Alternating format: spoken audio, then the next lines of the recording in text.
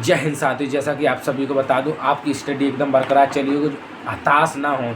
60,244 vacancy जिनका physical में नहीं हो पाया वो हताश ना हो। खुद सीएम साहब ने हमारे इस टाइम प्रेजेंट में बाबा जी की सरकार, बुलडोजर बाबा की सरकार ने फिर से 30,000, तो पहले वो 40,000 देगी। ये पदों की संख्या बढ़ सकती है, तो हमारे चैनल को करें सब्सक्राइब, साथ ही साथ शेयर कर दें, जिससे कि आपका भाई को मोटिवेशन मिल सके और तड़ातड़ वीडियो बनाए और एकदम परफेक्ट वीडियो बनाए।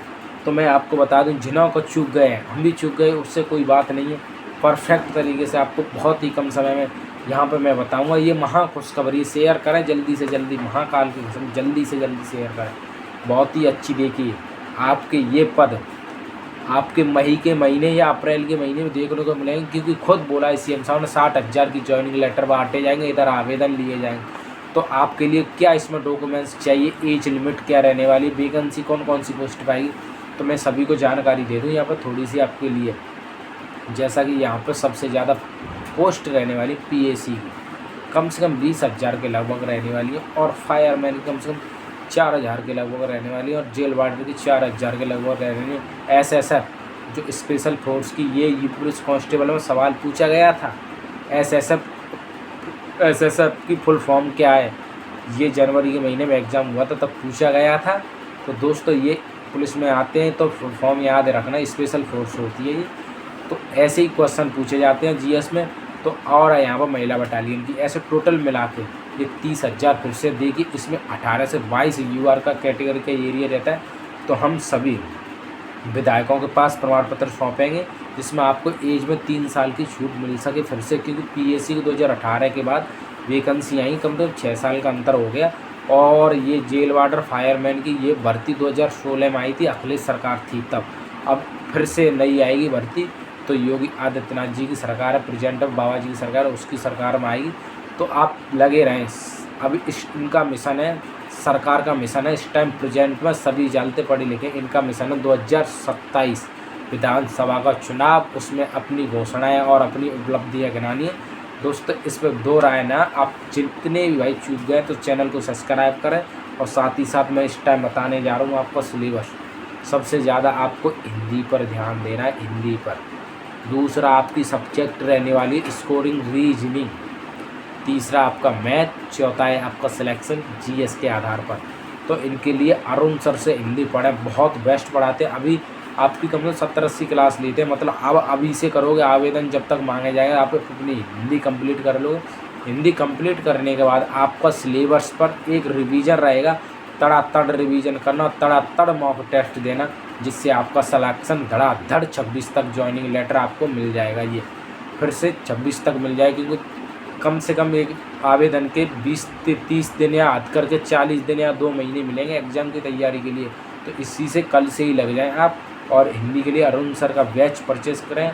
और मैं बता दूं, रीजनिंग के लिए आप पीयूष सर ले सकते हो, या अरुण सर कैरियर बिल पर वो पढ़ा सकते हैं, बहुत अच्छा।